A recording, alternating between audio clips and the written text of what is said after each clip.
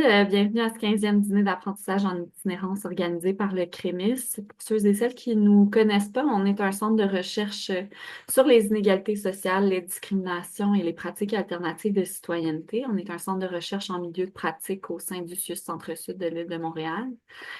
Pour rappel, notre programmation de dîner d'apprentissage, dans le fond, c'est une des actions que pose le CREMIS pour faire connaître puis poser un regard critique sur différents outils, différents contenus qu'on développe pour soutenir l'intervention en itinérance.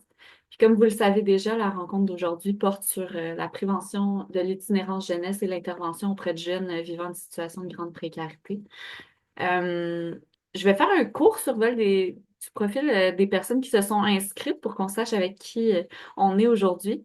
Dans le fond, on a des inscrits de plusieurs régions différentes du Québec, mais avec une grande majorité de personnes qui viennent de Montréal.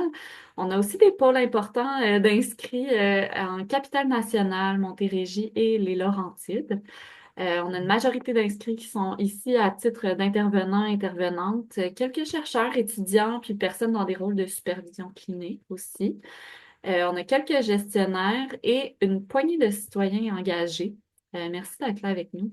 On a une majorité de personnes qui viennent du milieu communautaire, mais aussi des personnes qui travaillent dans le réseau de la santé et des services sociaux, avec quelques personnes qui travaillent dans des services de police, le milieu universitaire et collégial, comme j'en ai déjà parlé.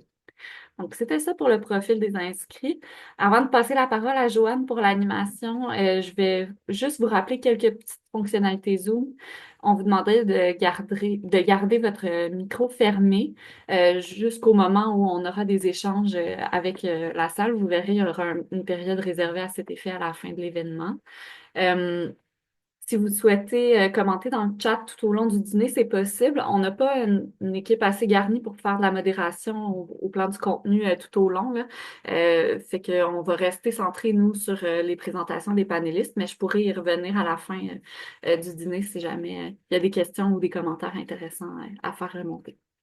Euh, on va pouvoir vous assister si vous avez des problèmes techniques.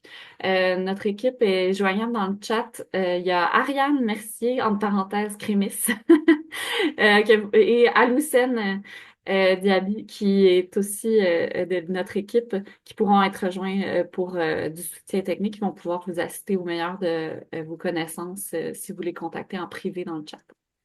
Ce serait bien aussi si vous pouviez remettre votre nom comme identifiant pour qu'on sache à qui on s'adresse quand on aura des périodes d'échange, là. Fait que c'était tout. Sans plus tarder, je passe la parole à Joanne Cooper pour l'animation du dîner d'apprentissage d'aujourd'hui. Merci. OK. Juste une seconde. Je ne sais pas si tu as eu mon message. J'avais perdu la connexion. Désolée. J'ai juste, j'ai juste de me reconnecter. Bon, Ça tombe bonjour. bien. Bonjour. Alors, je suis vraiment désolée. Je ne sais pas ce qui est arrivé, mais mon nom est Joanne Cooper. Je suis présentement chargée de projet en concertation et développement de partenariat à la coalition Jeunes Plus. Qui est une organisation qui œuvre au niveau de la prévention de l'itinérance jeunesse. Et dans une autre vie, pas très lointaine, j'ai quand même travaillé plus de 36 ans dans une auberge du cœur, la Maison Tangente, donc en itinérance jeunesse. Fait que c'est un petit peu ce qui fait le lien avec le fait que je suis ici avec vous aujourd'hui. Donc, ça a été mentionné. On va aborder ces deux sujets-là qui sont mes sujets de prédilection. Donc, l'intervention auprès des jeunes vivant en situation de précarité et puis la prévention de l'itinérance jeunesse. Donc, comme on sait, je crois que tout le monde est au courant, on vit une crise vraiment sans précédent. Le contexte social actuel est très peu favorable à l'épanouissement des jeunes et contribue grandement à leur marginalisation, les rendant ainsi plus vulnérables à des situations de grande précarité, comme l'itinérance. Entre les liens sociaux appauvris, les craintes à l'égard de ce que le futur leur réserve, le manque de moyens qu'ils ont pour changer les choses, les jeunes évoluent effectivement dans un monde en crise, cultivant leur exclusion. Pendant ce temps, les politiques sociales actuelles tente à aborder le phénomène de l'itinérance jeunesse de manière curative plutôt que préventive. Donc, on est en gestion de crise plutôt que de voir sur quels facteurs de vulnérabilité on pourrait investir et toucher pour justement qu'il y ait de moins en moins de jeunes qui entrent dans des parcours d'itinérance. Donc aujourd'hui, les grandes questions sur lesquelles on va se pencher, c'est comment sommes-nous arrivés là? On est quand même une société riche, une société avec beaucoup de moyens. Donc, comment peut-on être arrivé à cette situation critique? Quels sont les leviers dont disposent les intervenants pour réparer les ruptures qui fragilisent les parcours des jeunes dans des contextes de travail limitant la flexibilité de l'intervention? Et puis, comment soutenir l'empowerment des jeunes afin qu'ils et elles puissent exercer leur pleine citoyenneté et voir émerger une société à leur image? Alors, pour nous en parler, on a vraiment des invités qui sont des experts dans le sujet. Alors, nous avons Sue McDonald, qui est professeure à l'École de travail social de l'Université de Montréal et membre du CREMIS. Judith Sigouin, agente pivot en itinérance au CIUS du Centre-Ouest de Montréal et candidate au doctorat en travail social à l'Université de Montréal. Et Mélodie Cordeau, ma merveilleuse collègue, qui est chargée de projets en mobilisation et représentation jeunesse à la coalition Jeunes Plus. Alors, juste un petit rappel par rapport aux apprentissages de ce webinaire aujourd'hui. Donc, on va tenter d'identifier des leviers à la prévention de l'itinérance chez les jeunes à l'échelle sociale, organisationnelle et individuelle. Situer sa pratique dans un contexte de multiples crises participant à la marginalisation des jeunes dans notre société, et puis identifier des pratiques inclusives et favorisant le déploiement du pouvoir d'agir des jeunes. Le webinaire se divisera en 4 grands blocs. Donc, la présentation des panélistes, les questions pour les panélistes sous forme de table ronde, des questions et commentaires du public. Et ne vous gênez pas, c'est un sujet qui est passionnant, donc je suis sûre que vous aurez des commentaires et des questions pour nos experts. Et puis, bien sûr, la clôture. Donc, sans plus tarder, je cède la parole à Sue pour le bloc présentation. Merci beaucoup, Joanne, co-conspiratrice dans toutes sortes de démarches avec la Coalition Jeunes Plus. Ça me fait vraiment plaisir d'être parmi vous. Merci beaucoup au CREMIS pour l'invitation puis l'organisation de l'activité. Je vais juste organiser mon écran un peu mieux, que je peux faire tout en même temps et voir tout ce qu'il faut voir. Voilà.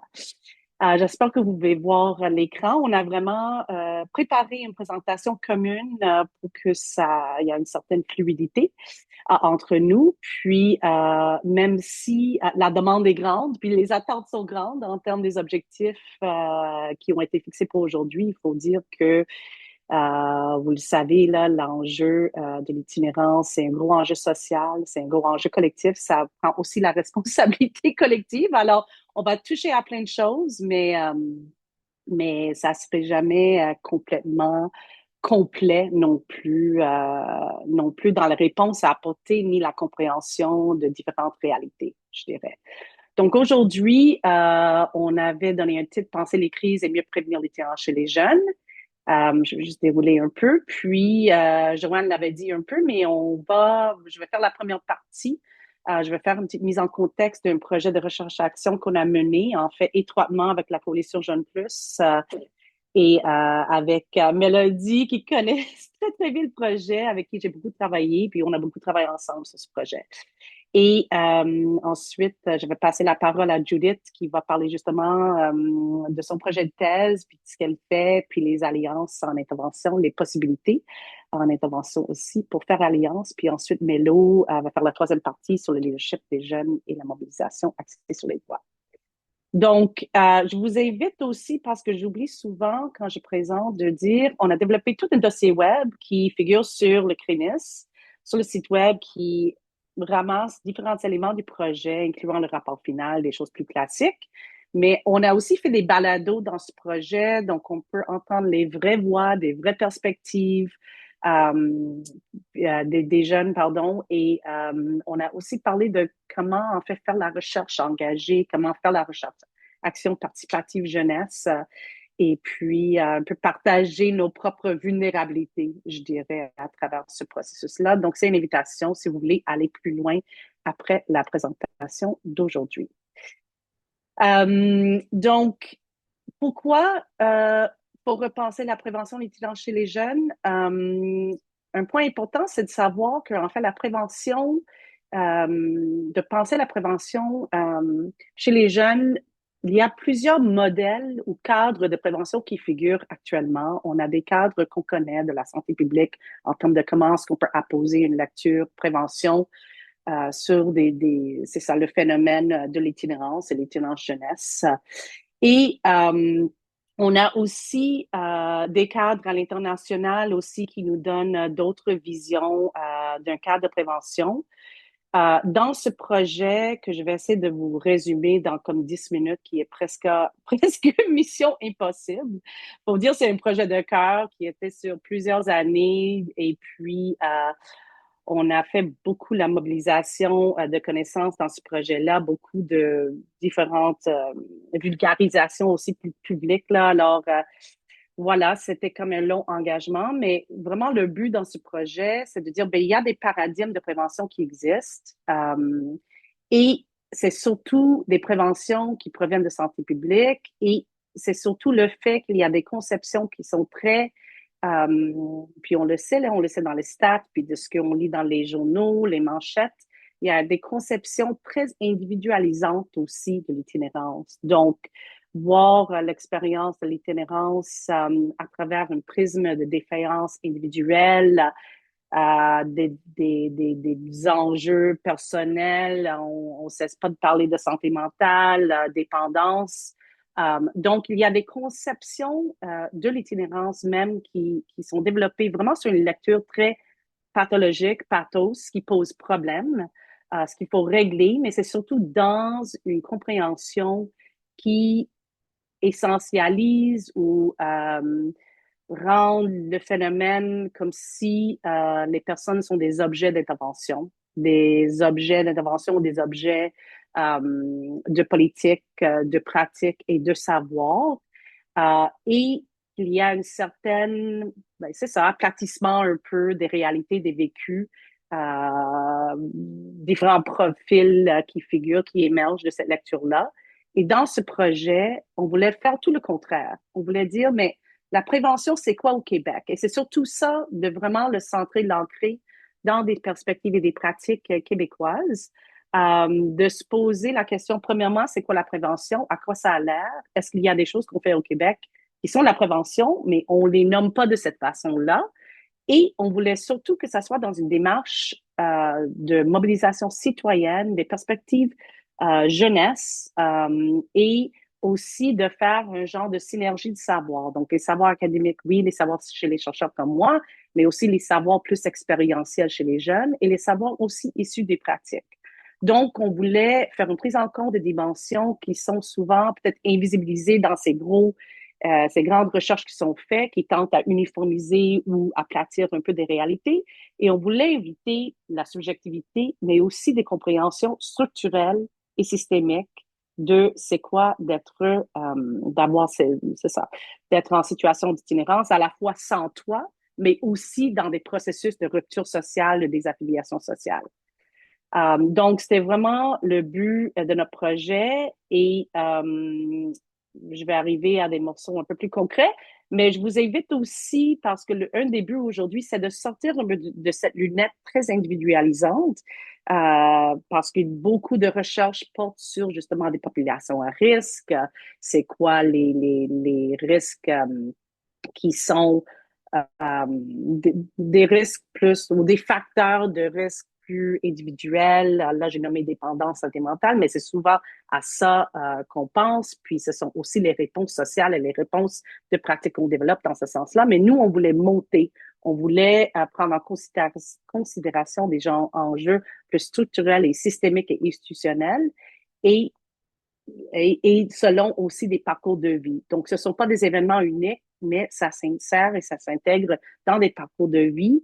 Là, souvent, on parle de la spirale de l'itinérance parce que l'itinérance peut créer des engrenages où c'est très difficile de sortir de ces situations-là. Mais quand on parle des enjeux structurels, ben, ce sont justement la pauvreté, le manque de logement abordable, de logement social, des formes d'oppression comme le racisme, la transphobie, et comment ces enjeux structurels-là, en fait, descendent dans nos systèmes. Veut pas, tu sais, il faut quand même regarder les systèmes, puis ça fait aussi les manchettes, la fabrication de l'itinérance dans ces systèmes-là, surtout à l'égard des jeunes. Quand on parle de centre jeunesse, par exemple, ou je vais dire la DPJ, qu'on est dans des systèmes, c'est pas la mauvaise volonté, mais c'est pas juste penser en termes de à quoi les jeunes ont besoin. On est quand même on a eu des bons petits virages dans les dernières années pour mettre la lumière sur différents enjeux, mais dans ce projet-là, c'était important pour nous de sortir un peu des expériences individuelles dans ce sens-là, puis d'aller voir plus au niveau structurel et systémique comment ça se passe pour les jeunes. Donc, dans le projet, j'ai comme 5 minutes qui me restent. Je vais aller très rapidement. Euh, oui, Joanne, ça va? Je vois ton... Oui. OK, ton micro est fermé, mais je pense que j'ai le go. Je continue. OK. Alors, dans ce projet-là, en fait, un des buts, c'était aussi d'un peu mettre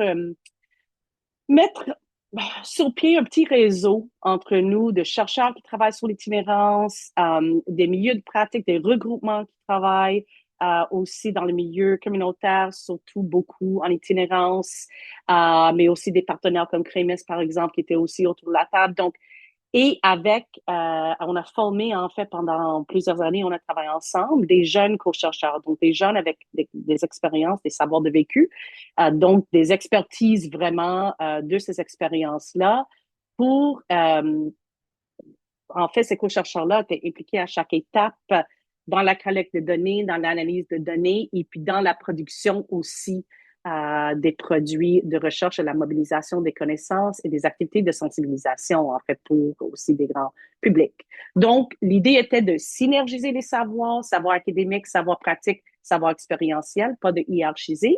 Et la question qu'on avait qui était orientante pour nous, c'était que savons-nous de la prévention de l'itinérance chez les jeunes au Québec et que reste-t-il à savoir? Parce qu'on voulait aussi être ouverte à des découvertes à l'extérieur aussi du Québec pour nous en inspirer aussi. Donc, j'ai dit tout ça aussi. On a fait des choses plus classiques, des recensions des écrits. On a fait des groupes de discussion à travers la province avec différentes intervenantes et des entretiens individuels avec des jeunes. Et on a aussi eu différentes collaborations artistiques et entre autres, là, avec différents partenaires. Mais l'élément important à retenir ici, c'est que, comme j'ai dit, à chaque étape, on faisait vraiment une analyse itérative avec les données, avec le comité de jeunes et aussi des tables rondes avec des chercheurs et des personnes des milieux de pratique. Et tout ça, comme j'ai dit, ça figure dans des balados qu'on a déposés, qu'on a créés en collaboration avec le CREMES. Le CREMES nous a beaucoup aidés à faire ces balados-là. Donc, si vous avez un intérêt à aller plus loin, je vous invite encore une fois d'aller écouter nos expériences de recherche. Compris aujourd'hui, le but, c'était plutôt de parler de leviers et des solutions ou des pistes de solutions parce qu'on n'est pas dans l'arrogance non plus, hein, je pense. Ce sont l'itinérance, je veux dire, des situations d'itinérance. En fait, la crise ou les crises dans lesquelles on se trouve aujourd'hui, ça fait 40 ans qu'on est dans la fabrication des expériences qu'on vit aujourd'hui. Donc, il faut pas, ce sont pas des situations qu'on va résoudre le jour au lendemain, là, mais il faut comprendre, puis on le sait parce que ça fait les manchettes, c'est dans les nouvelles, c'est dans les articles scientifiques qu'on lise, on sait que les crises sont multiples, c'était nommé au départ. On sait aussi qu'au Québec, je pense, notre distinction, c'est qu'on a une façon de penser l'itinérance, et dans notre politique nationale, de penser l'itinérance comme des formes de rupture sociale. Ça, c'est vraiment important parce que dans d'autres contextes, on pense à l'itinérance comme le fait d'être sans toit, hein, sans domicile fixe. Ce sont quand même d'autres mots qui sont utilisés, sans abri, sans domicile fixe. Mais au Québec, vraiment, il y a cette notion de dire, ben, quand on se retrouve dans ces situations-là de désaffiliation sociale, ces ruptures sociales-là, on peut pas non plus exercer notre citoyenneté parce qu'on n'est pas reconnu comme un citoyen à part entière, on n'a pas accès, on peut pas faire manifester ou activer nos droits sociaux. Il y a comme des protections sociales qui sont pas fournies ou qui sont atteintes ou qui sont très difficiles à accéder pour toutes sortes de raisons, des raisons de discrimination, de marginalisation, de gros jugements qui est porté aussi dans aussi des milieux de services, d'intervention. Donc, cette notion de rupture sociale, là, je parle pour moi, là, mais je sais que je suis pas seule, c'est une notion très chère. Puis cette définition qu'on a québécoise, pour moi, c'est vraiment important à mobiliser par tous les moyens et toutes les tribunes. Donc, aujourd'hui, je vous montre ici un petit diapo qui résume un peu nos éléments centraux de notre démarche, nos retombées majeures, des voix des jeunes, puis aussi des expériences des intervenants, des perceptions, des observations, des connaissances, qui parlaient de ces ruptures-là et de dire qu'on est vraiment dans un moment, une conjoncture critique, là, où il y a multiples crises en cours. Donc, dans le sens que on a appelé ça les 3 C. Des fois, ça prend différentes tournures, mais qui a une grosse perte de sens pour les jeunes dans ce monde, dans les services, dans aussi peut-être le manque de solidarité qui est ressenti, dans le manque d'espace pour s'expérimenter et apprendre autrement. Ça rejoint un peu des extraits ici qui parlent pour les jeunes, c'est la société, ce qui est offert en ce moment, c'est comme un moule dans lequel certains jeunes ne cadrent pas. Surtout, on a vu ça avec des expériences dans des écoles. On n'est pas unique dans ce sens-là. Si on regarde des stats à travers le Canada, les taux, disons, d'intimidation dans les écoles pour les jeunes en situation d'itinérance sont plus que 80% qui rapportent ces expériences-là d'intimidation, tu sais, ou un milieu où il se sent pas bien, il se sent pas soutenu. Donc, ça crée aussi des situations de décrochage scolaire assez importants. Des expériences aussi de racisme, de transphobie. Alors, il y a vraiment ce sentiment-là de manque de place qui, à mon image, ce qui me ressemble, où j'ai envie de m'investir. Puis, ce que ça crée aussi, c'est une connexion, en fait, des déconnexions, des ruptures de liens. Et les intervenants ont beaucoup parlé de ça. Ils disaient, l'itinérance, c'est pas un problème de lieu, c'est un problème de lien. Et que le fait de ne pas avoir, puis là, je sais pas qui est autour de l'écran, là, mais c'est le fait de ne pas avoir du bon financement qui assure la mission des organismes communautaires, ça crée des gros roulements dans les organismes. On vient de vivre une grande mobilisation sur ces questions-là, donc on sait que voilà, le financement puis la stabilité dans les organismes, c'est super important pour créer des liens, surtout parmi des jeunes qui sont beaucoup en découverte, puis découverte de soi. Donc, ça, c'était un peu la diapo qui résume un peu les problèmes des crises dans les 3 C tels qu'on l'a conceptualisé. Je vais presque finir sur cette diapo-là. Oui. Une minute, merci. Oui, OK. Donc, alors, comment est-ce qu'on peut répondre à ces problèmes-là, à ces crises-là? Mais on s'est dit, ben, il faut, puis ça, c'était de la part des jeunes, des intervenants, notre comité jeune, à la table ronde des chercheurs et des praticiens, c'est ça, des praticiennes, de penser les crises par collectiviser les réponses. Donc, comment on peut juste prendre le revers de la médaille en disant, mais comment est-ce qu'on peut inspirer la confiance, soutenir les jeunes dans leur quête de sens, nourrir l'espoir, parce que, écoute, il y a des gros défis, juste même le fait des changements climatiques, par exemple, est sorti un peu de nulle part, comme quoi je vais m'investir dans un monde qui est en train de brûler. Donc, cette idée de No Future Youth est vraiment ressortie. Donc, il faut collectiviser, il faut se mobiliser pour donner un sens et nourrir cette quête de sens-là. Créer des liens avec et entre les jeunes, donc avoir des lieux de connexion. La relation d'être est souvent plus importante que la relation d'aide. Alors, la création de liens est vraiment sortie comme un point très, très fort. Puis l'autre partie, puis je pense que c'est Bello qui va surtout parler de ça, de la citoyenneté, mais il faut aussi promouvoir la participation des jeunes. Il faut s'investir, il faut penser à youth design, il faut pas juste consulter les jeunes, mais comme les jeunes sont partie prenante des solutions à apporter. Donc, Merci beaucoup, ça Swan. c'est, Je oui. resterai là, mais de toute façon, vous allez pouvoir réintervenir en table ronde, en table.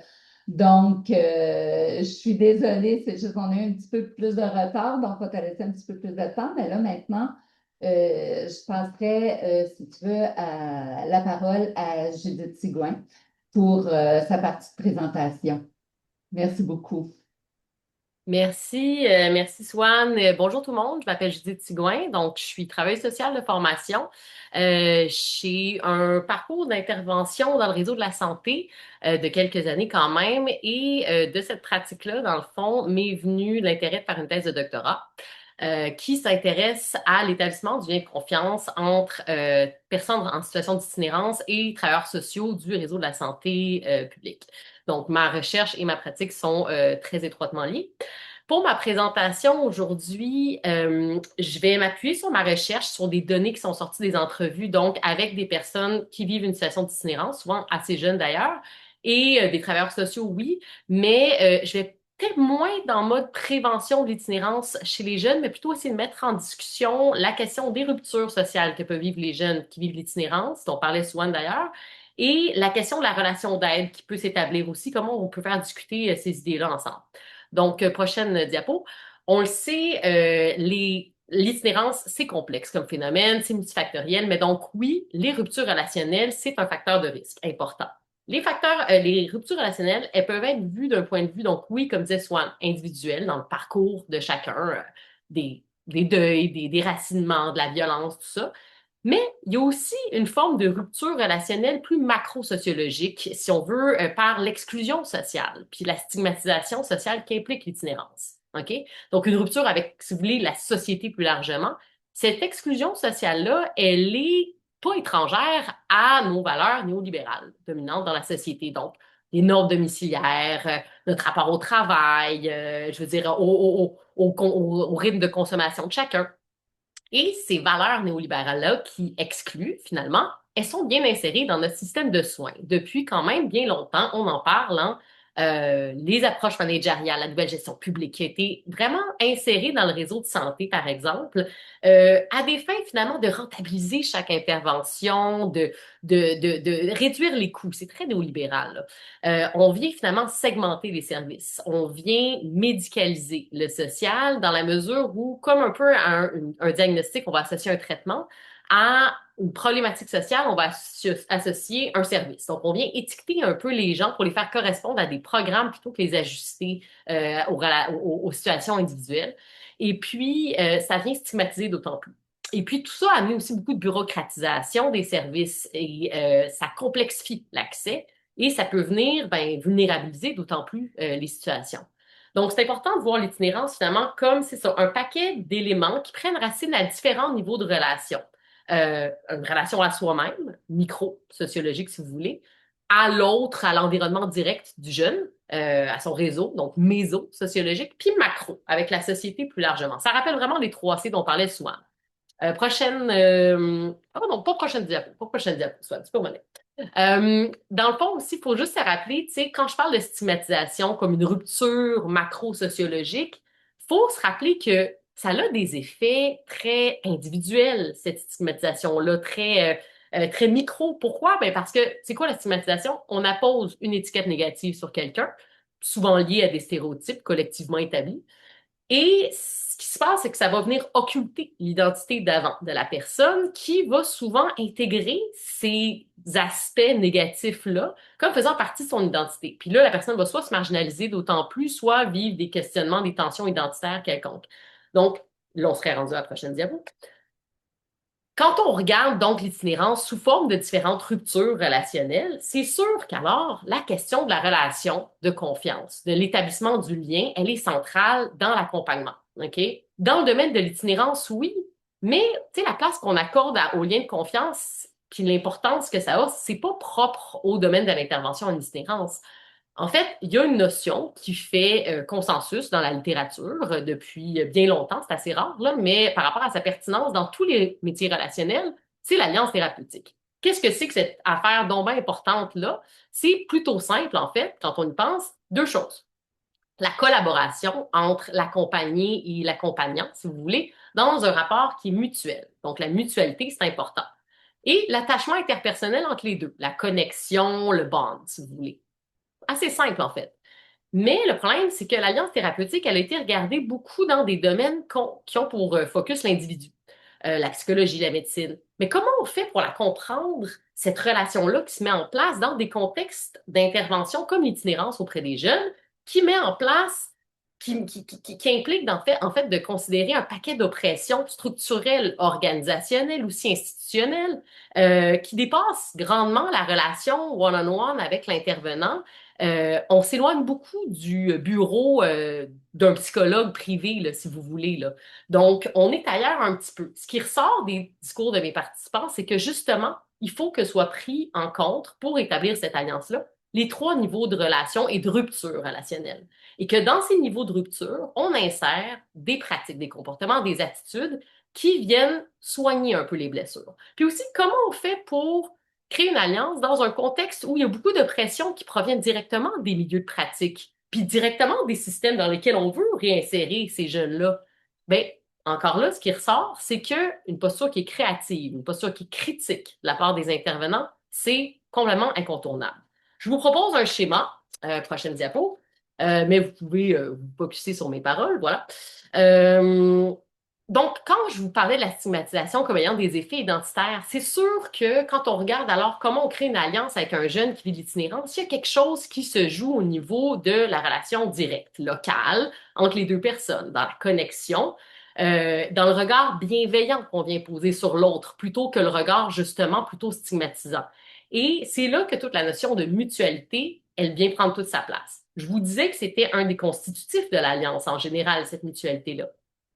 Ben, en fait, ce qui ressort de ma recherche, c'est que dans un domaine comme l'itinérance qui est des jeunes surtout, cette mutualité-là, elle prend forme d'autant plus dans un besoin là, de se distancer du rapport hiérarchique, du rapport d'autorité, justement. On travaille avec des jeunes pour qui souvent le rapport à l'autre a été forme d'oppression, la famille, les parents, l'institution, la DPJ. Donc, on est à quelque part où est-ce qu'on essaie d'avoir un rapport qui est le plus horizontal possible. Et donc, l'intervenant essaie de mettre la personne qu'il ou elle est en avant du chapeau clinique expert, justement. Ça marche plus ou moins. Et encore plus qu'un rapport horizontal, on veut un rapport qui est carrément inversé. On veut redonner de l'autodétermination à la personne. C'est là que justement la notion de pouvoir d'agir vient jouer. On est dans des contextes où les personnes ont été stigmatisées et donc leur autodétermination, leur identité leur a été comme d'une certaine façon imposée. Leur autodétermination, elle est grandement grugée dans ce contexte-là. Et c'est là que je vous dis que oui, un rapport horizontal, mais même plus que ça, à travers certaines pratiques qui peuvent être plutôt simples, de la légèreté, de l'informalité dans le rapport, mettre vraiment de l'avant un rapport d'humain à humain, l'humour. C'est des choses simples, mais qui peuvent finalement venir jouer sur une rupture un peu plus macro-sociologique qui a créé une perte d'autodétermination pour pouvoir agir au final. Mais, hormis tout ça, l'itinérance, donc, c'est quand même, c'est quoi au départ? C'est une situation de précarité extrême. C'est une situation où tu as des besoins de base qui sont même pas répondus, où tu es dans une insécurité globale, constante. Et donc, c'est beaucoup ressorti chez mes participants, dans le fond, dans le discours, comme quoi il faut quand même que leur situation soit prise au sérieux. OK? Ça, c'est important pour l'Alliance thérapeutique dans ce domaine-là particulièrement. On n'est justement pas dans juste de l'intersubjectif puis de la discussion, là. On veut du concret. OK? Les personnes qui se retrouvent dans une situation de précarité de la sorte veulent que cette relation-là qu'ils créent avec l'intervenant mène à quelque chose, que ça améliore leurs conditions, que ça soit payant. Donc, il faut nécessairement que soit mis en relation, d'une part, cette relation-là entre le jeune et l'intervenant, et d'autre part, la relation entre l'intervenant, entre le jeune et son environnement direct. Donc, c'est dans cette zone de travail-là que la constance de la relation devient super importante. Parce que si on veut prétendre à ce que notre relation avec l'autre l'aide à améliorer ses conditions, il faut toujours bien les connaître bien, ces conditions. connaître bien son environnement. Et, tu sais, tout ça prend du temps et c'est là aussi que toute la diversification des espaces de rencontre prend toute sa place, en fait. Et l'outil qui peut être le travail de proximité prend tout son sens. Qu'est-ce que ça amène la proximité? Ça amène en fait que l'intervenant peut voir le jeune accompagné dans un paquet de contextes différents, sous un paquet d'angles différents, et donc s'éloigner de cette espèce d'étiquette à poser. Vice-versa. Le jeune peut voir aussi l'intervenant dans d'autres contextes, dans un taxi, une salle d'attente, une boutique pour acheter des meubles pour un appartement. Et tout ça vient approfondir grandement justement la relation l'un à l'autre. Donc, on est dans des pratiques qui se veulent pragmatiques. On est dans de l'action. On est dans une proactivité de l'intervenant et de la personne accompagnée dans le travail d'équipe entre les deux. Mais là, si justement ce pragmatisme-là est important et nécessaire à maintenir cette alliance-là parce que ça maintient une certaine crédibilité à cette relation-là aussi, puis justement, ça vise à une amélioration des conditions.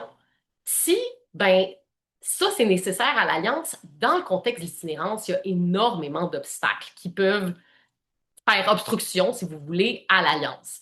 Des obstacles qui sont structurels, qui sont organisationnels et qui dépassent grandement le contrôle des intervenants puis la relation, mais qui va nuire finalement à cette relation-là. La crise du logement, l'accès à des médecins, l'accès aux soins. Et tous ces obstacles-là, dans le fond, si on veut les contourner, c'est là que la créativité et la posture critique prend tout son sens. Dans le fond, moi, je trouve que les pratiques silencieuses sont un très, très bon exemple de... Ah, je m'excuse, prochaine diapo. Sont un très bon exemple de justement pour illustrer comment on peut contourner ces obstacles-là. C'est quoi les pratiques silencieuses? C'est drôle parce que moi, quand je parle avec les intervenants, souvent on me dit oh, on sait pas trop c'est quoi, mais c'est comme tout leur travail, là, c'est comme la grosse partie de l'iceberg, finalement. Les pratiques silencieuses, c'est tout ce qui fait affaire au savoir tacite des intervenants, hein, au savoir sentir, ce qui n'est pas nécessairement si bien documenté dans les écrits.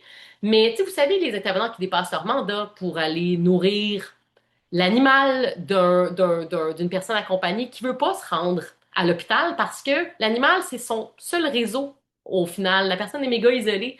Puis s'il n'y a personne qui s'occupe de son chat, ben, il y a monsieur ou madame ou le jeune ne va pas aller à l'hôpital. Alors l'intervenant va se porter garant. C'est complètement à l'extérieur de sa job. L'intervenante qui va aider quelqu'un à faire le tri de ses effets personnels avant une éviction, qu'on sait qui s'en vient. Ça fait pas partie de son mandat, mais en même temps, il n'y a personne, aucun service qui offre ça, malgré la crise du logement actuel. Donc, si on veut laisser un minimum de dignité à la personne puis avoir des comportements qui sont solidaires, il faut dépasser un peu ces limites-là.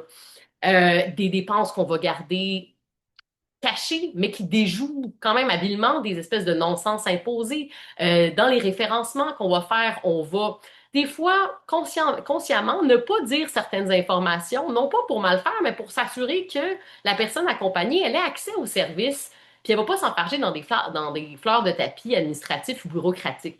Et donc, toutes ces pratiques-là, c'est des pratiques qui, dans le fond, impliquent une certaine créativité, une certaine reprise de pouvoir des intervenants et aussi, finalement, une prise de risque. Et cette prise de risque-là, elle sous-entend un potentiel perçu chez la personne accompagnée. Sinon, on ne prendrait pas cette prise de risque-là. Et ce potentiel-là perçu puis qui se reflète dans les interventions de l'intervenant, c'est très engageant pour la personne accompagnée. Puis c'est pas des pratiques qui sont encouragées par les organisations, puis même par les autres professionnels, j'ai envie de vous dire, mais c'est des pratiques qui, quand on prend en considération l'historique relationnel singulier entre les deux personnes, puis qu'on y réfléchit, puis qu'on fait des choix cliniques sérieux, c'est des pratiques qui font grandement sens. Donc, on se rend compte finalement que cette alliance thérapeutique-là, dans un contexte d'itinérance, particulièrement auprès des jeunes, elle prend place nécessairement dans une posture assumée de l'intervenant comme étant un allié, un insider dans un système qui oppresse, en fait, comme une main tendue pour aider à naviguer dans un système qui est plus ou moins accueillant au départ. Et puis, je vais m'arrêter là-dessus, mais les effets de ces pratiques-là qui favorisent l'alliance thérapeutique, prochaine diapo, Swan, qui favorisent l'alliance thérapeutique par la mutualité, la reconnaissance sociale, l'autodétermination, quand on regarde les effets ben, en fait, c'est là qu'on comprend ce que ça peut venir penser les ruptures finalement relationnelles que vivent les jeunes et dont parlait d'ailleurs Swan. Dans le fond, moi, les participants à ma recherche, ils m'ont dit, tu sais, moi, avoir une relation d'alliance avec mon intervenante, ça a fait en sorte que j'ai pu reconnecter avec moi-même parce qu'à travers le regard bienveillant de l'intervenant, il y a comme une déstigmatisation qui se crée à un niveau local. La personne se voit elle-même comme elle n'a pas fait depuis peut-être très longtemps finalement. Aussi, cette reconnexion avec soi-même, elle permet une détermination de la personne, puis une mise en action. Et cette mise en action-là, elle l'aide à reprendre confiance en ses propres capacités. Donc, c'est très empowering tout ça. C'est comme la mise en action aide la consolidation identitaire et la consolidation identitaire favorise la mise en action.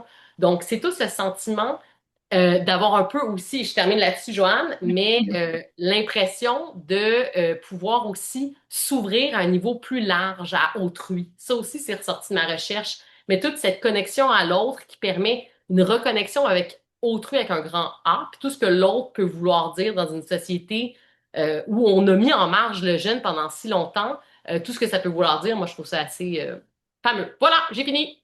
Merci beaucoup, Judith. Super intéressant. Et maintenant, je vais passer tout de suite la parole à Mélodie de la Coalition Jeune Plus pour poursuivre la présentation. Oui, ben bonjour. Effectivement, mon nom c'est Mélodie Cordeau, donc je suis chargée de la mobilisation et représentation jeunesse à la Coalition Jeune Plus. Donc, vous entendez parler depuis quand même un petit moment. Donc, en fait, on peut passer déjà à la prochaine diapo pour gagner un petit peu de temps. En fait, notre objectif à la Coalition Jeune Plus, c'est de se concentrer sur la prévention de l'itinérance chez les jeunes, surtout de manière structurelle.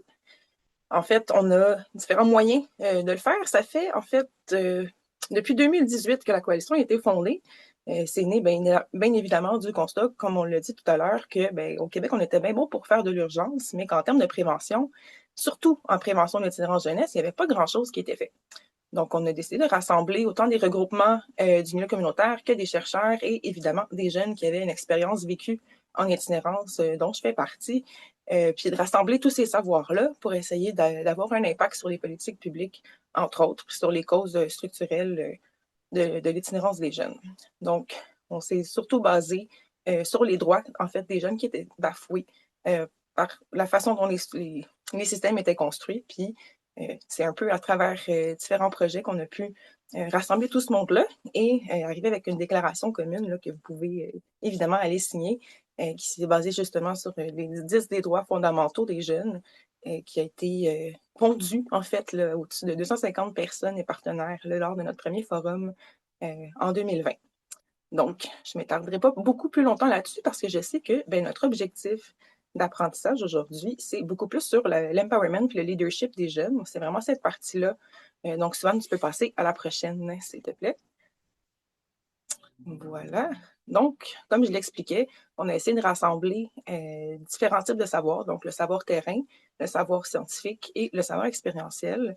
Dans notre perspective, ces savoirs-là sont complémentaires et ne sont pas hiérarchisés. Donc, on ne priorise pas plus l'un que l'autre. L'idée, c'était aussi de pouvoir redonner un réel pouvoir à la parole des jeunes parce qu'on sait que c'est des jeunes qui ont cette expérience vécue en itinérance qui sont les mieux placés pour connaître les solutions qui vont fonctionner, en fait, pour eux puis pour leur père. Donc, c'est... Excusez-moi, j'ai un petit chat dans la gorge. L'idée, en fait, à travers le comité Jeunes Plus, entre autres, c'est de créer des espaces de leadership. Puis, c'est pour cette raison-là, en fait, que c'est moi, en fait, qui occupe ce poste-là. Je me suis présentée rapidement tout à l'heure, mais en fait, je suis aussi une jeune qui est impliquée avec un savoir expérientiel en itinérance au tout départ, là, quand le comité Jeunes Plus avait été formé, il y a maintenant 6 ans. Et puis, j'occupe maintenant le poste de représentante depuis août dernier. Donc, on était censé d'avoir le témoignage d'une jeune impliquée aujourd'hui qui n'a malheureusement pas pu se joindre à nous. Mais généralement, on essaie toujours d'inclure justement la voix des jeunes directement dans nos présentations. C'est une des approches qu'on a qui, on pense, en tout cas, permet de redonner aussi du pouvoir aux jeunes. Je pense que dans notre approche aussi, ce qui fait une différence, c'est de voir les jeunes à une valeur égale, en fait. Là. Donc, ce sont mes collègues, en fait. Ces jeunes-là, ce ne sont pas juste des jeunes. On utilise beaucoup le mot « jeune », mais en tant que tel, c'est mes collègues. Donc, c'est avec eux que je collabore au quotidien, en fait, là, dans toutes les présentations, les événements puis les outils qu'on crée. Mon rôle, c'est d'accompagner ces jeunes-là, pas dans une perspective d'intervention nécessairement, même s'il y a une portion d'accompagnement qui vient avec le fait de travailler avec son parcours de vie puis son expérience vécue. C'est évidemment quelque chose qui demande une sensibilité puis un accompagnement un peu particulier, mais je ne suis pas nécessairement dans une relation d'aide complètement avec eux, bien que j'ai une expérience professionnelle aussi à ce niveau-là. Je pense que c'est ce qui a beaucoup contribué, en fait, à la belle collaboration qu'on réussit à avoir avec les jeunes. On a maintenant 8 jeunes qui sont impliqués depuis un certain temps avec nous, puis qui sont extrêmement contents de l'être, de faire sens de leur vécu. C'est quand même une très belle opportunité pour eux, justement, de pouvoir contribuer à quelque chose qui peut apporter un changement. C'est beaucoup ce qui est ressorti quand j'ai parlé justement avec le comité de la présentation qu'on faisait aujourd'hui. Je voulais savoir qu'est-ce qu'ils auraient voulu apporter, qu'est-ce qui était important pour eux de mettre de l'avant. Puis je pense que c'est ça. Leur désir commun, c'est vraiment d'essayer d'apporter un changement. Puis ce qu'on souhaite faire, c'est de leur donner cet espace-là. Quand on dit qu'ils sont porteurs de leurs propres solutions, mais ils sont aussi porteurs de leurs propres idées et de leurs propres paroles. Je pense qu'on peut aller à la prochaine. J'essaie de me retrouver dans mes notes en même temps. Donc, voilà. Dans nos pratiques prometteuses, en fait, on s'assure d'avoir une place toujours pour les jeunes dans la plupart des instances et si ce n'est pas dans l'entièreté de nos instances. Donc, autant dans les comités de travail qu'on a à l'interne, on a toujours minimalement un siège qui est réservé pour les jeunes et généralement davantage. On travaille présentement, entre autres, sur un projet de livre blanc. Donc, vous allez peut-être en entendre parler davantage une prochaine fois si on a la chance de se recroiser. Mais l'idée, c'était de profiter du changement de gouvernement puis de l'année électorale, en fait, pour déposer des recommandations dans le sens de la prévention. Donc, je vais en reparler peut-être un peu plus tout à l'heure. Mais à travers ça, il y a évidemment des consultations jeunesse qui vont être faites. Puis des comités d'expertise où les jeunes sont évidemment invités à venir porter leur voix. Donc, on essaie de valider absolument leur expérience dans l'ensemble des volets. Même chose, le comité Jeunes Plus, ce qui est ressorti beaucoup de la parole des jeunes, c'était que ce qui était aidant, en fait, pour leur permettre de participer, c'était d'avoir un espace qui est sécuritaire, où est-ce qu'ils se sentent réellement c'est réellement un safe place. Parce qu'on peut toujours écrire safe place ou safe space sur une pancarte et le nommer, mais si c'est pas ressenti par les jeunes, parce qu'on n'a pas suffisamment mis le temps d'humaniser la façon dont on entre en relation, si on n'a pas suffisamment pris le temps de créer un lien de confiance avec les jeunes, on peut pas leur demander de partager leur expérience vécue simplement comme ça. Puis la dernière chose qu'on veut faire, c'est leur donner la perspective qu'ils sont instrumentalisés pour leur vécu. Donc, de là, c'est normal de vouloir prendre le temps d'apprendre à les connaître puis de les prendre dans leur entièreté en tant qu'être humain et pas seulement comme des jeunes avec un vécu en itinérance. Ils sont beaucoup plus que ça. C'est aussi de cette façon-là qu'on a décidé de créer un code de vie qui était fait par et pour les jeunes, donc qui n'est pas un cadre qui est punitif. Et donc, comme les jeunes ont entièrement le pouvoir de décider qu'est-ce qui fait sens pour le bien du groupe, je pense que c'est une autre façon de leur redonner du pouvoir puis qui fait qu'ils se sentent en sécurité, en fait, là, dans l'espace qu'on essaie de créer. Notre comité de pilotage, en fait, c'est un comité de gestion. En fait, c'est là où est-ce que nos partenaires et nos membres, en fait, siègent. Donc, il y a des représentants d'organismes et de regroupements, il y a des chercheurs et évidemment, il y a un siège réservé spécifiquement pour les jeunes. Donc, les jeunes à tour de rôle ont l'occasion de venir y siéger et moi, j'y suis aussi en permanence comme représentante. Donc, en amont, je reprends le temps de consulter les jeunes sur les sujets qui vont être abordés puis de bien se préparer à la rencontre qui va suivre. Puis c'est là où les décisions vont se prendre sur les grandes orientations de la coalition. Ensuite, un autre moyen qu'on a voulu mettre en place, c'est évidemment des formations puis des outils d'intégration. Donc, j'ai moi-même créé une trousse d'intégration qui facilite grandement l'apprentissage puis l'intégration des différents concepts. Donc, on a aussi tout un calendrier d'animation qui est mis en place. On a des rencontres en groupe où est-ce que, on a intégré plusieurs jeunes du même coup, mais on a aussi des jeunes qui sont là depuis beaucoup plus longtemps. Donc, on essaie d'un peu de favoriser ce lien-là de mentorship. Je ne sais pas si ça se traduit très bien, mais oui, c'est ça, en fait, de mentorat, donc, entre les jeunes pour essayer de faciliter leur intégration. Puis, évidemment, ils ont des suivis individuels à chaque saison avec moi pour faciliter tout ça. Ils sont aussi beaucoup invités à parler entre elles aux besoins, en fait, là, parce que, évidemment, comme je suis celle qui occupe ce poste-là, si pour une raison quelconque, les jeunes se sentent moins confortables d'aller vers moi, ils ont toujours la possibilité d'aller vers d'autres personnes et d'autres ressources, autant des jeunes entre eux, mais aussi avec le reste de l'équipe.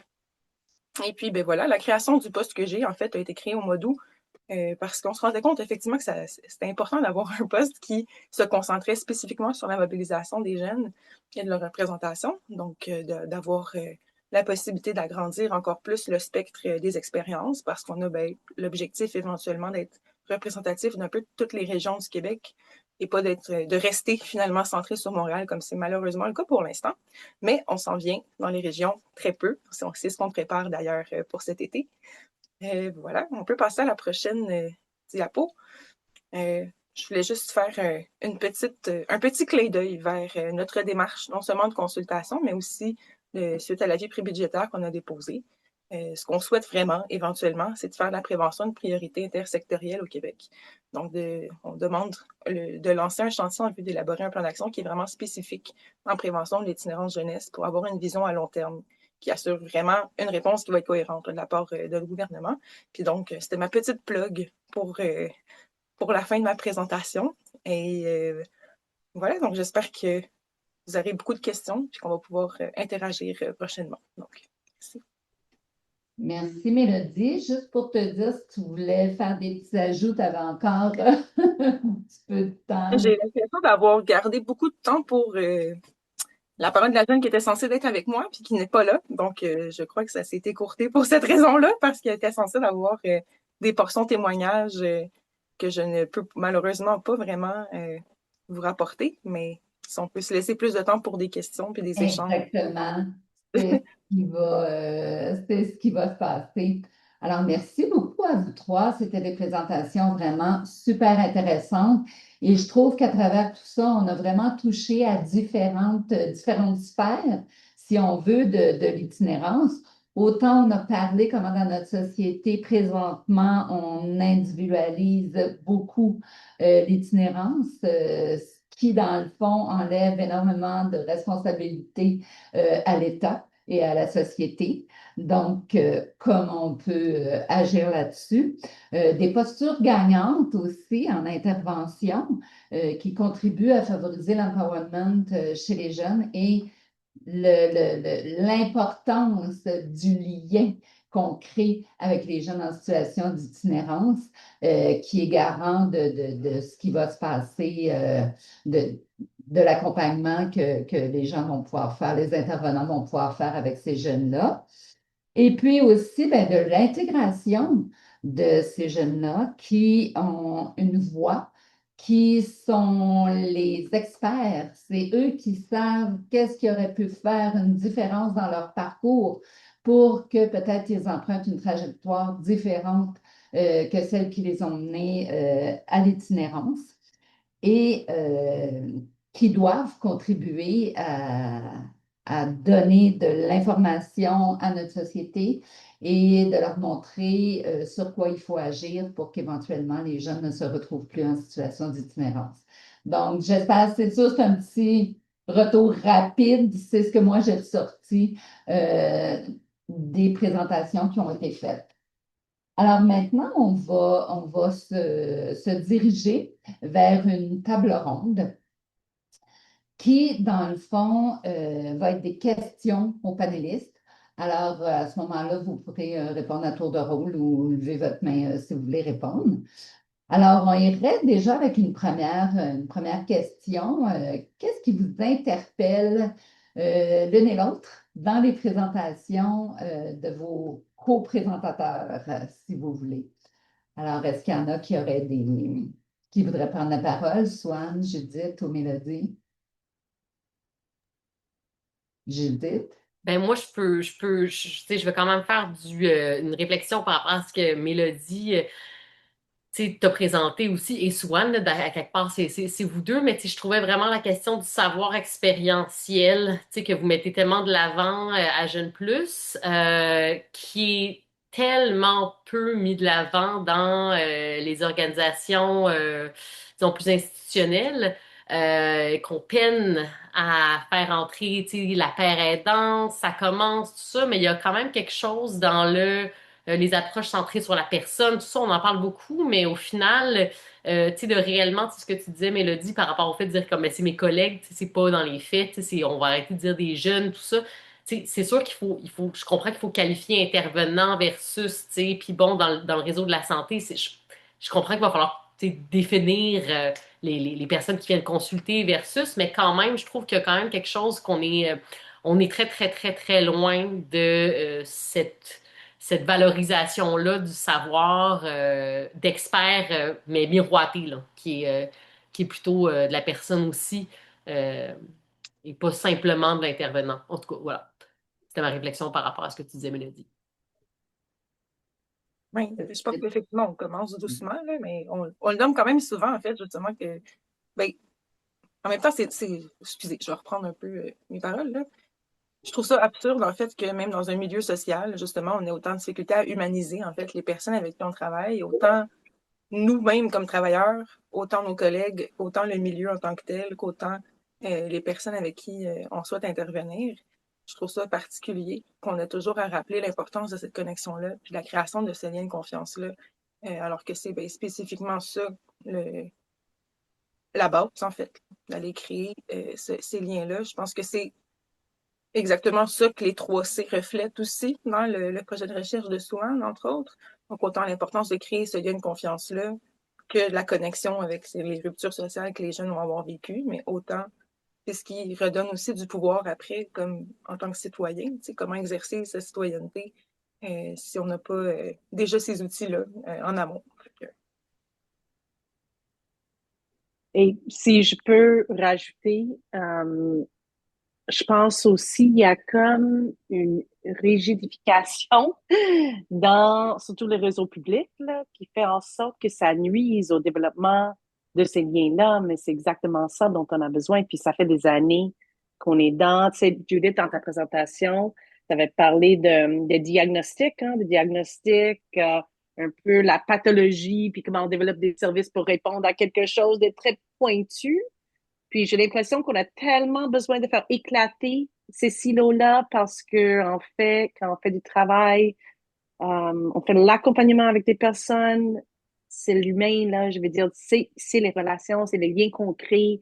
On peut pas avancer, on peut pas changer, on peut pas transformer des choses si on est dans des structures qui sont trop rigides et nuisent au pouvoir d'agir aussi des intervenants que je pense veulent changer les choses et veulent sortir et veulent utiliser leur bon jugement professionnel, mais sont très, très, très contraints. Puis c'est pas juste, disons, les systèmes, c'est aussi, parfois tu avais nommé aussi, Judith, les ordres professionnels. Il y a comme une rigidification, mais aussi une réduction aussi dans les marges de manœuvre. Tu sais, tu as parlé des pratiques silencieuses, mais il y a comme tellement de tension dans tout ça parce que si on dévoile trop des pratiques silencieuses, ils vont plus devenir silencieuses, ils vont peut-être trop cadrées, trop contrôlées. Donc, il y a vraiment beaucoup de tension, autant, je dirais, pour les personnes concernées que aussi des professionnels ou des intervenants qui veulent faire de l'accompagnement et veulent aller nourrir le chat, veulent là pour aider avec l'encombrement,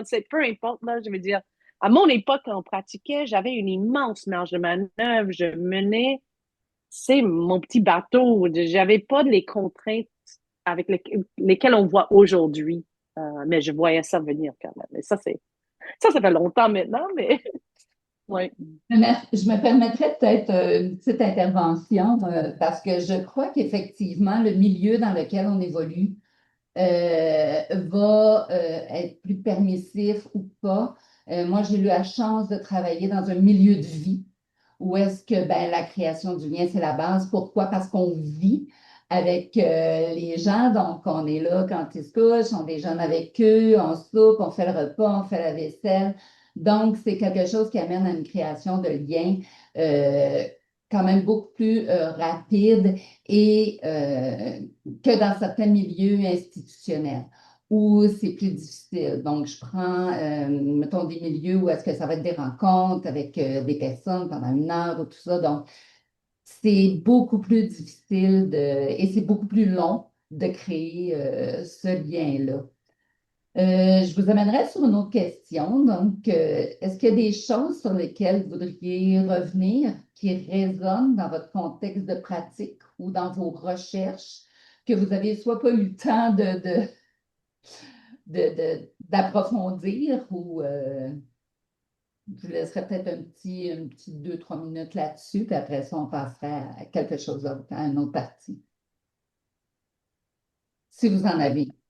J'aurais peut-être un petit quelque chose, là. En fait, ça me faisait juste penser, tu parlais de l'informalité, puis je pense que c'est le fait d'avoir cette approche-là qui est plus informelle, qui permet effectivement de créer un lien de confiance. Mais je pense aussi que la proximité de vécu, dans le cas, en tout cas particulier du comité Jeune Plus, ça fait vraiment une différence. On parlait de paraidance tout à l'heure, mais je pense que c'est vraiment une approche qui fait ses preuves de plus en plus, même si c'est très difficile à faire valoriser, parce que, bien évidemment, que le travail social est professionnalisé, puis plus que ça va, pire que c'est, dans le sens où ben, plus que les contraintes sont là, en termes de diplôme, je pense que la diplomation de la relation humaine est quand même un concept qui me rentre pas beaucoup dans la tête, mais en même temps, je comprends pourquoi c'est fait comme ça. En même temps, je comprends pas pourquoi il n'y a pas d'autres alternatives qui sont réfléchies, alors qu'on sait qu'il y a des meilleures pratiques qui existent. Donc, je sais pas comment on peut s'y prendre pour la suite, mais valoriser le savoir expérientiel, je pense que c'est quand même la base, parce que ça nous permet non seulement de redonner du pouvoir à la personne sur son propre vécu de manière individuelle, mais ça permet aussi de valoriser comment la personne peut reprendre du pouvoir, non seulement sur sa situation, mais dans un contexte aussi plus macro. Donc, de valoriser cette part-là du vécu de la personne, ben, ça aide aussi à l'humaniser et pas seulement de l'avoir comme une personne qui est aidée, qui donc a besoin d'aide, mais qui est aussi absolument une personne pleine de capacités, de force et sur qui on peut compter. Hein? Puis, il faut simplement te laisser la possibilité d'y croire. Merci beaucoup, Mélodie. Naomi, est-ce qu'on commence déjà à prendre une question ou si... En fait, il y a une autre question qui devrait être posée Oui, de la table ronde, oui, puis donc, après ça, on pourra parfait, passer Madame à la question. Flores, c'est juste pour vous dire que quand on va arriver, on va laisser compléter les panélistes avec la deuxième question. Quand on va arriver au niveau des questions de la salle, je vous reviendrai. Euh, il y a eu une fiche du guide de bonne pratique sur les jeunes qui a été fait. Je sais que vous l'avez lu. Donc, en amont de ce dîner, nous avons demandé à nos panélistes de lire la fiche complément d'information sur les jeunes du guide des bonnes pratiques en itinérance et d'en faire une lecture critique visant à donner des repères à la pratique à la lumière des discussions d'aujourd'hui. Pour les personnes un petit peu moins familières avec ces contenus, le Guide des bonnes pratiques en intervention est une production du CREMIS. Il est composé d'une vaste gamme de fiches visant à soutenir l'intervention auprès des personnes en situation ou à risque d'itinérance. La fiche qui nous intéresse aujourd'hui est un complément d'information du guide portant sur une population spécifique, les jeunes. Donc, l'idée de cette fiche n'est pas d'essentialiser à quoi ressemble l'itinérance pour l'ensemble de ces personnes, mais plutôt de synthétiser les constats retrouvés dans la littérature scientifique, notamment quant aux trajectoires, aux besoins de ces personnes et aux enjeux auxquels elles se butent lorsqu'elles entrent en contact avec les services. Alors, pour les panélistes, sur quoi aimeriez-vous insister dans cette fiche afin de soutenir la pratique auprès des jeunes? Donc, Ben moi, je me lance en fait dans la fiche. Il y a quand même un point qui m'est resté en tête là, par rapport justement encore une fois au non-recours des services là, qu'on constate chez les jeunes qui des fois les voient peut-être comme plus ou moins bien adaptés à leur réalité et ils se reconnaissent plus ou moins dans ce système-là, des fois un peu plus rigide. Et j'ai accroché sur le fait qu'on disait dans le fond que les jeunes vont avoir des fois tendance même à cacher certaines informations aux professionnels. Et ça, je trouvais ça très malheureux et en même temps très compréhensible quand on considère en fait que pour beaucoup de ces jeunes-là, tu sais, l'autorité a été souvent reliée à quelque chose de correctionnel là, finalement, tu sais. Et donc, je trouve qu'une organisation qui est pensée, qui est très médicalo-centrée, encore une fois, puis où est-ce qu'on pense comme à traiter les choix qu'on considère hors normes, un peu comme des maladies presque, là, finalement, c'est plus ou moins attrayant pour des jeunes. Et donc, cette idée du thérapeutique qu'on lit beaucoup au médical puis au traitement, ça me faisait penser à des données qui ressortent dans ma recherche, en fait, par rapport aux recommandations qu'avaient les participants, d'ailleurs assez jeunes souvent, et des participants en situation d'itinérance, puis ils étaient comme le système de services institutionnels et communautaires aussi, j'ai envie de dire, là, a des fois besoin d'être repensé comme de fond. Il y avait un besoin au niveau de la structure du fonctionnement, mais tu sais, des espaces de rencontres à repenser de façon à ce que ça soit beaucoup moins contrôlant, institutionnel, beige. Il y avait beaucoup de... Moi, j'ai abordé le terme thérapeutique avec les participants à ma recherche, puis pour beaucoup, le terme thérapeutique faisait pas du tout sens. C'était quelque chose de curatif. Et puis, ce qu'on me disait, c'est, tu sais, ben moi, des fois, ce qui est thérapeutique pour moi, c'est du camping, c'est une plante, c'est un chat, c'est un chum, tu sais, les personnes de la communauté autochtone, il y avait, tu sais, beaucoup de choses de la sculpture, l'artisanat, tu sais, il y avait beaucoup d'autres choses. Et je me disais, ah, ça serait donc bien intéressant à un moment donné qu'on arrête cette espèce de dualité entre démarche clinique, psychosociale, par exemple, ou de soins de santé versus espace créatif qui revient souvent au communautaire. Tu sais, je trouve que ça serait le fun de commencer à faire des ponts où est-ce que les deux peuvent se marier un petit peu, des endroits où est-ce qu'il peut y avoir du ludique, du créatif, mais en même temps aussi du soin puis du clinique. Bref, je trouve qu'à un moment donné, il va peut-être falloir qu'on commence à regarder un petit peu d'autres recettes. Oui. C'est super intéressant. Naomi, Swan, est-ce que vous aviez des petites choses sur lesquelles vous vouliez insister au niveau de la fiche? Non? Ben, Oups. je sais Oui? que tu as dit Naomi, mais je supposais que c'est moi que tu essayais de nommer, potentiellement. Ah non, Mélodie. Non, non. C'est bon, parfait. Vas-y. Oui, absolument. Ben, en fait, je pense qu'il y a je l'ai retrouvée spécifiquement là, dans la fiche. Là, mais je pense que la portion qui parle d'accompagnement des jeunes dans le développement de leur propre réseau social, là, à un groupe d'appartenance, je pense que c'est excessivement important. Puis je pense qu'il y avait aussi une portion qui se basait beaucoup sur le concept de Family Natural Support, là, donc d'aller chercher justement des piliers ou des relations dans la vie des jeunes pour s'appuyer sur ce réseau-là. Je trouve que c'est excessivement important parce que de toujours avoir des relations qui sont seulement aidant-aidés, puis d'aller chercher seulement des relations dans des services, ça peut être extrêmement biaisé, puis ça peut aussi nuire à l'autonomie des jeunes dans la suite, à la fin de service. Fait que je pense que c'est excessivement important de miser beaucoup sur cet aspect-là. C'est quelque chose que j'ai pas vu souvent dans les bonnes pratiques, justement. Fait que j'ai trouvé ça très intéressant que ce soit mentionné dans celle-là. Sinon, ben, c'est ça d'offrir un soutien qui a une approche qui est inconditionnelle, donc qui accepte la personne vraiment une approche holistique, je veux dire, là. Donc qui prend la personne vraiment dans son entièreté, de l'approcher toujours avec une grande empathie, mais aussi un respect. Je pense que d'avoir souvent ces lunettes-là l'accompagnateur, on peut des fois se laisser prendre au piège de sous-estimer peut-être la personne qu'on a en face de nous.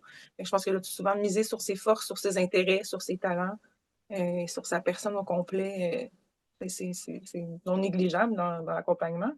Puis je pense qu'on avait aussi relevé que c'est important de tenir compte aussi du rythme puis des besoins des jeunes. Donc, pas seulement les besoins que nous, on perçoit que les jeunes ont, mais leurs vrais besoins réels et nommés.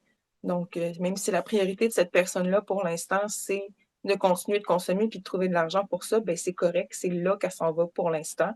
Puis je pense que l'approche des réductions des méfaits, c'est là qu'elle entre en jeu. Donc, de donner la vraie information qui est juste, d'assurer que les jeunes ont vraiment tout ce qu'ils ont besoin pour faire des choix et non seulement d'agir sur les symptômes ou sur les besoins que nous, on perçoit comme professionnels. Je pense que ça peut faire une grande différence aussi.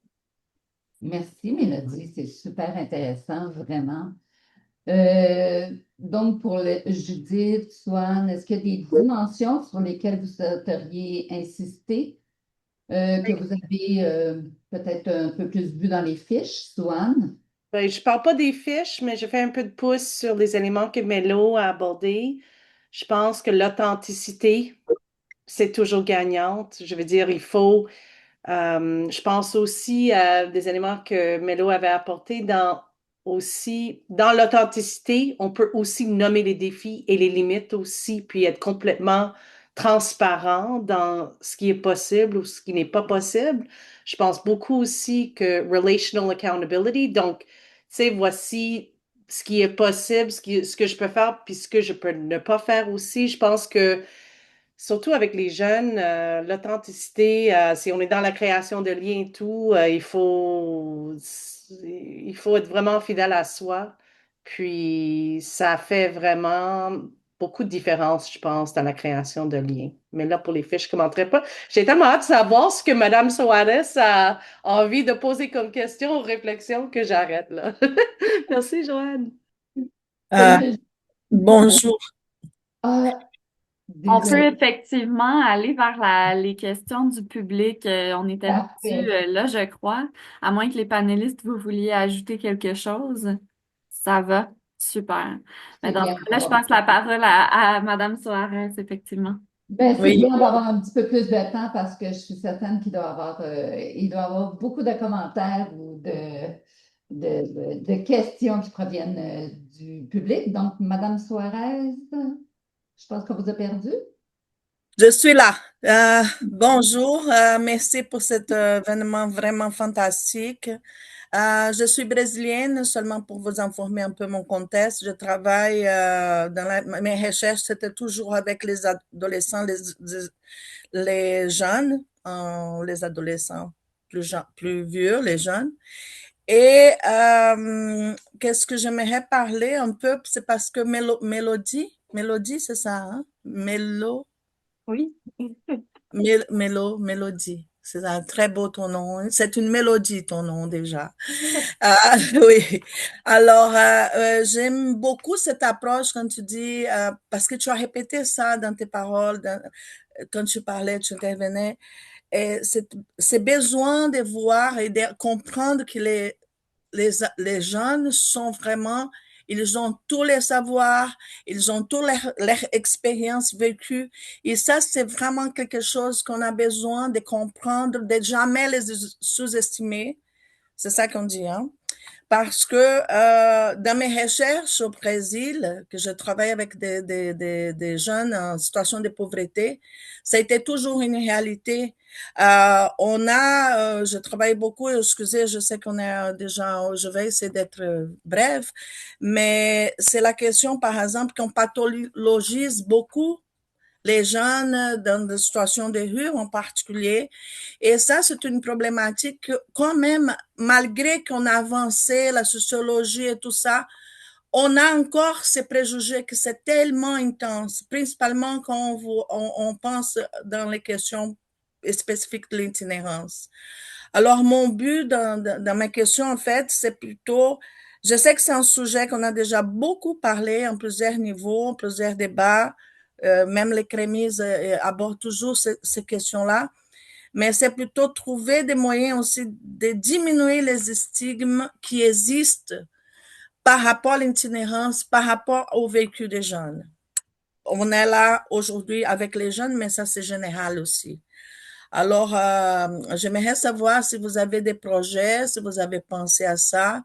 Mais en même temps, Mélodie, j'aimerais te dire que cette idée de chaque fois plus travailler avec des pères aidants, dans ce sens-là, d'avoir et les amener dans nos relations de travail avec des intervenants, des experts, c'est fondamental.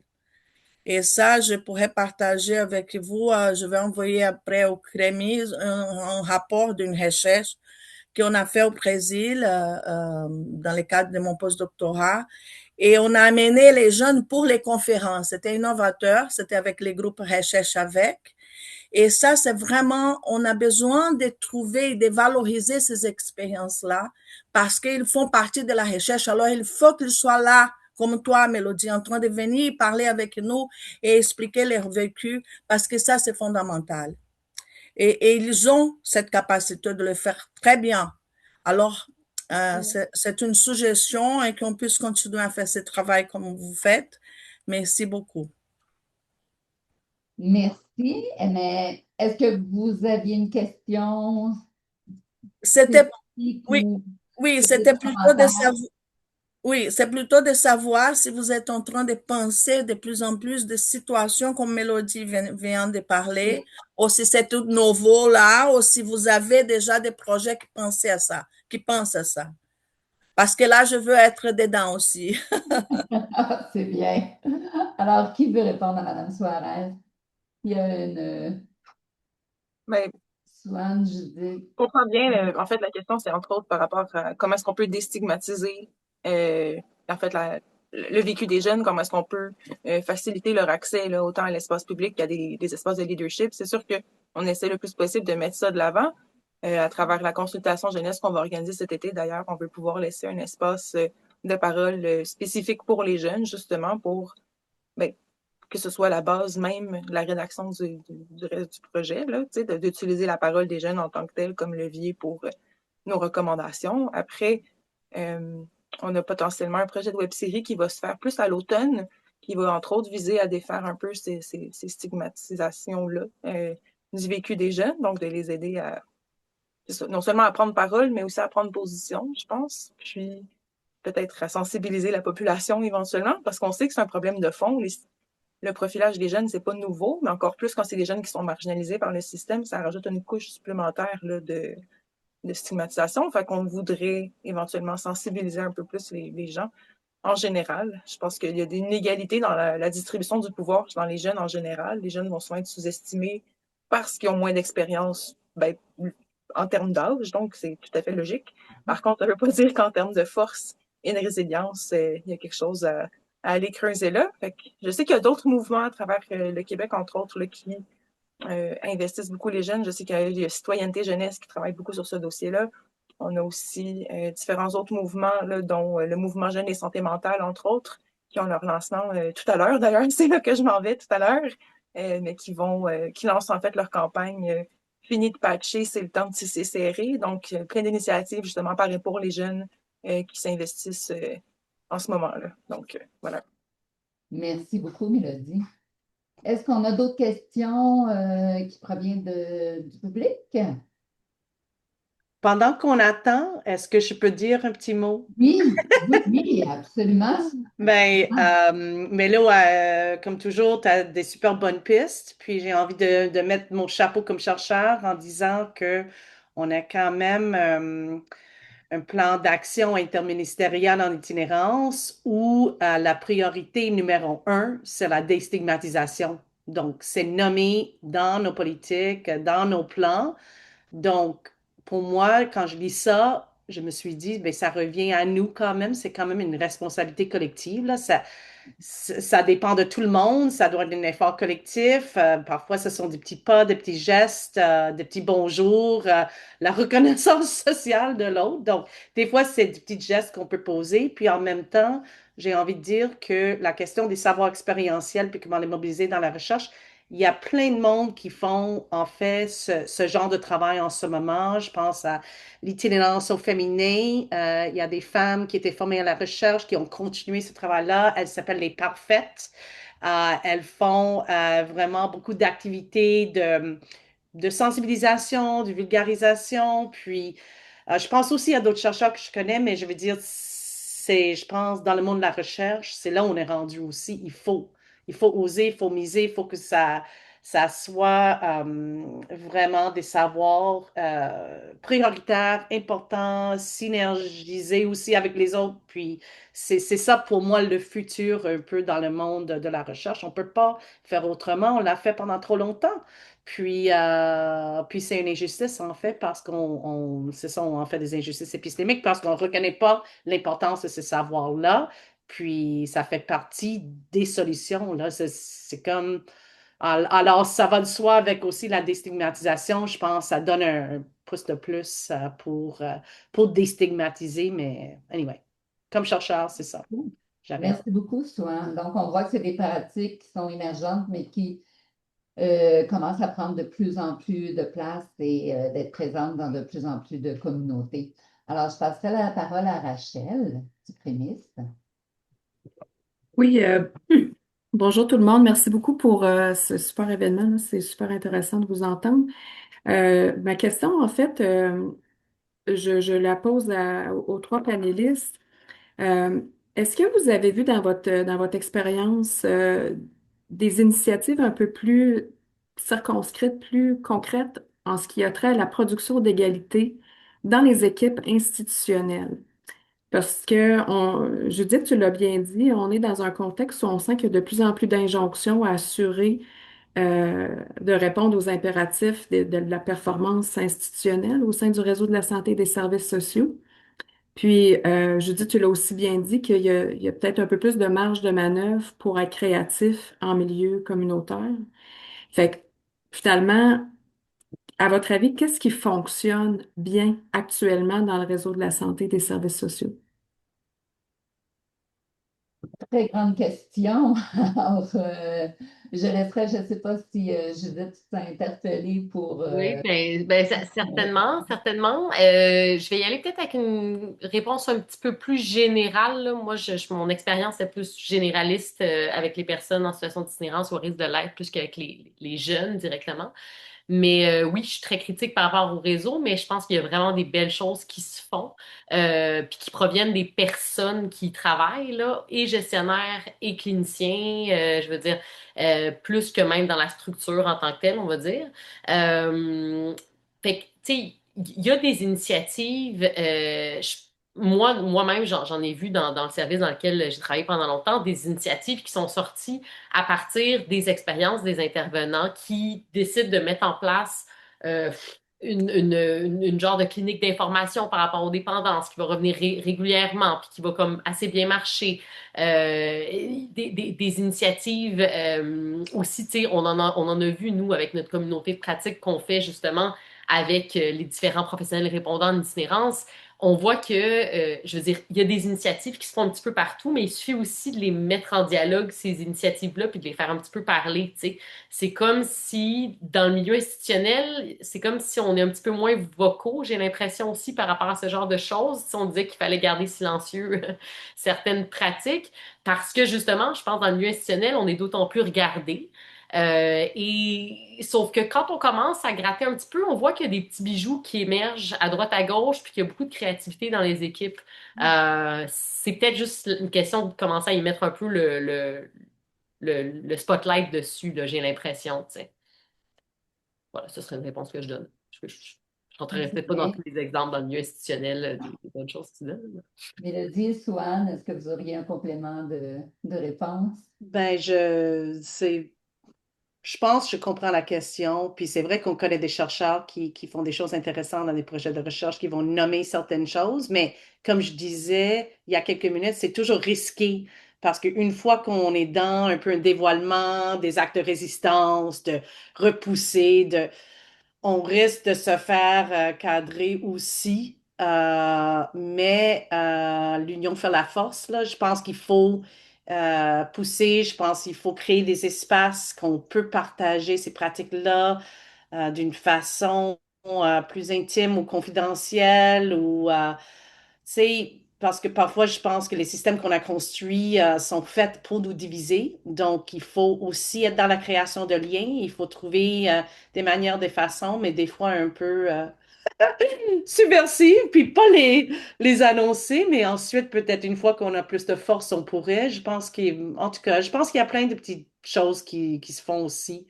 Ouais, mais j'ai pas quelque chose de direct ouais, à suggérer comme ça. Merci.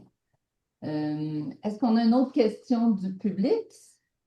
Public, son rayon. Public? Sinon, j'en aurais peut-être une, moi, une petite pour nos panélistes.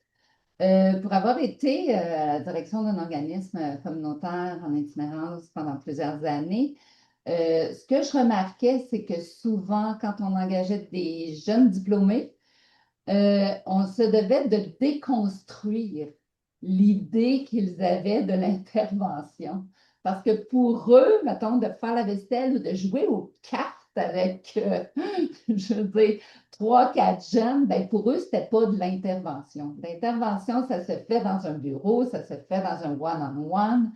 Donc, est-ce que vous pensez que ça pourrait être quelque chose de bon qui pourrait améliorer les pratiques si dans les cursus scolaires, on amenait un petit peu plus ces genres d'interventions-là qui sont plus de milieu de vie, qui sont plus informelles et je veux dire, qui amènent toute une autre dimension, qui aide à créer le lien plus facilement et tout ça. Donc, j'aimerais ça vous entendre là-dessus, parce que moi, c'est quelque chose que j'ai vécu beaucoup. Ben, comme enseignante, je sais pas si quelqu'un d'autre veut prendre la parole, mais j'essaie de défaire ça aussi, Joanne, puis de dire qu'il n'y a pas d'outil parfait, il n'y a pas d'approche parfaite, il n'y a pas d'équation. Chaque personne est unique dans leur unicité. Il n'y a pas de, c'est ça, baguette magique, là, mais c'est très difficile de faire valoir ça. Et je ne sais pas si c'est à cause de justement de trop de professionnalisation, des choses trop pointues, des choses qui sont aussi véhiculées dans, tu sais, les émissions qu'on écoute, le sérieux, puis l'informalité, là, c'est tellement important, mais ce sont des messages, même comme enseignante dans une formation comme ça, sont très difficiles de faire valoir.